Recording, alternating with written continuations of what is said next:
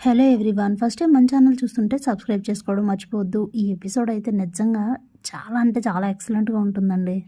జ్యోత్స్నకి బుద్ధి చెప్పాలి అని చెప్పి శివనారాయణతో తిట్టిస్తే దానికి జ్యోత్స్న అయితే ఎలా బదులు తీర్చుకుంటుందో చూడండి. ఎంత దారుణంగా ఆలోచిస్తుందో వీడియోలోకి వెళ్ళి చూద్దాం. కాంచన కింద పడిపోయి తనకి దెబ్బ తగిలితే తనని చూడటానికి తన కోసం దీపా కార్తీక్లను వెళ్ళనివ్వకుండా ఆపింది జ్యోత్స్న పారిజాతం అని చెప్పి శివనారాయణకి చెప్తే ఆయన అయితే మండిపడతారు, మామూలుగా కాదు. దాంతో దశరథ్ అయితే నా కూతురుకు బుద్ధి చెప్పాలి అంటే వీళ్ళే కరెక్ట్ అని అయితే అనుకుంటారు. దీంతో సుమిత్రకి చాలా కోపం వస్తుంది జ్యోత్స్నపై. ఎంతైనా కాంచన తన ఆడపడుచు కాబట్టి. రోజు రోజుకి మానవత్వం లేని మనుషుల్లో తయారవుతున్నారు. మీ ఇద్దరు ముందు దీపక్ సారీ చెప్పండి అని చెప్తే ఇక తప్పనిసరి పరిస్థితుల్లో సారీ చెప్తారు పారిజాతం జ్యోత్స్న. ఇక శివనారాయణ అయితే అక్కడి నుంచి భోజనం చేయకుండానే బాధగా వెళ్ళిపోతారు. ఇంతలో దీపా కార్తీక్ కూడా ఇంటికి వస్తారు. అప్పుడే కాంచన దగ్గరకు వచ్చి, సారీ అమ్మా, అనుకోని పరిస్థితుల వల్ల నేను రావడం కుదరలేదని కార్తీక్ అంటే, నేను ఇలాంటి పరిస్థితుల్లో ఉన్నప్పుడు నువ్వు రాలేదు అంటే నువ్వు ఎంత ఇంపార్టెంట్ పనిలో ఉన్నావో నేను అర్థం చేసుకోగలనరా. మరేం పర్వాలేదు, అన్నయ్య వచ్చాడు, నన్ను టైంకి సేవ్ చేశాడు, నాకేం కాలేదు, చిన్న గాయం అయింది తలకంతే, నా గురించి మీరేం కంగారు పడకండి అని అయితే చెప్తుంది కాంచన. మేమందరం భోజనం చేసేసాం, మీ ఇద్దరు వెళ్ళి భోంచేయండి అని అనసూయ దీపా కార్తీక్తో చెప్తే వాళ్ళిద్దరూ ఫ్రెష్ అయ్యి వచ్చి భోజనం చేస్తూ ఉంటారు. మిగతా వాళ్ళందరూ నిద్రపోతారు. ఏంటి బావా ఇదంతా, జ్యోత్స్న మరీ ఇంత దారుణంగా తయారవుతుందని అసలు అనుకోలేదు అని అంటే, అదంతా మా పారు ట్రైనింగ్ మరదలా.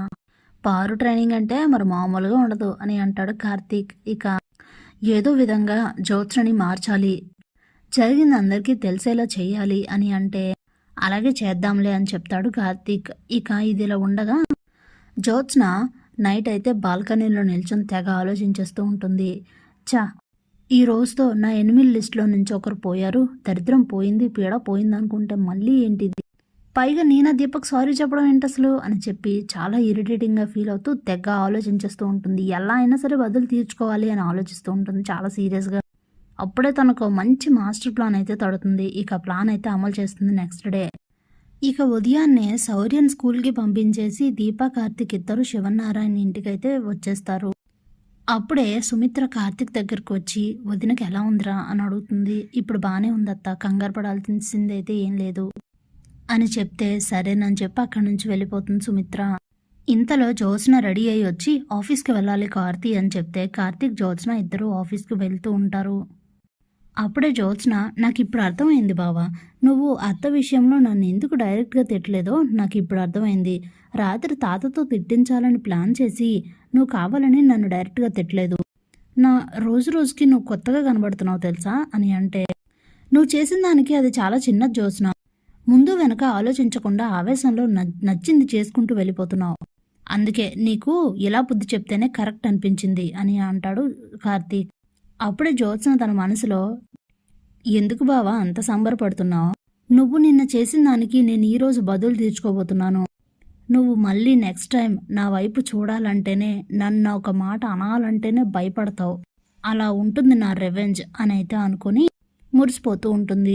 ఇక ఇంతలోనే ఆఫీస్కి వెళ్ళిపోతుంది జ్యోత్స్న. ఇంతలో ఈవినింగ్ అవుతుంది. సడన్గా కార్తీక్ ఫోన్కి ఓ ఫోన్ అయితే వస్తుంది. ఆ ఫోన్ తీసి మాట్లాడితే అనసూయకి యాక్సిడెంట్ అయిందని అయితే చెప్తారు. వెంటనే దశరథ్తో చెప్పేసి అక్కడి నుండి దీపా కార్తీక్ ఇద్దరు హాస్పిటల్కి వెళ్తారు.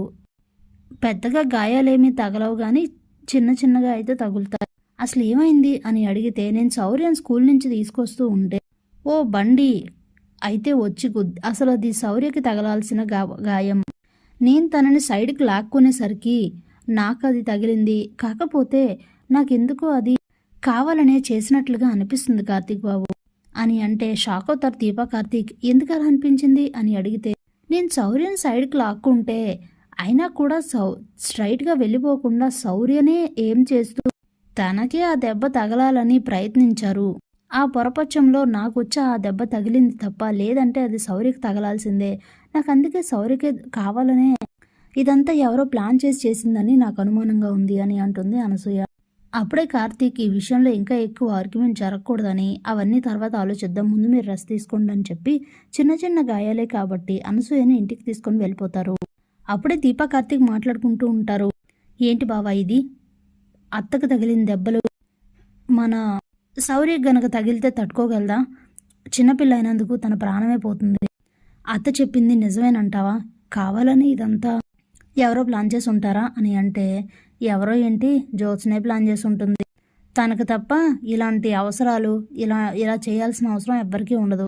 ఇంకా ఎక్కువ రోజులు వెయిట్ చేయడం కరెక్ట్ కాదు. జ్యోత్స్నకి తగిన శాస్తి చేయాల్సిందే. ప్లాన్ చేసి ఎలా అయినా అందరి ముందు ఈ విషయం బయట పెట్టాల్సిందే.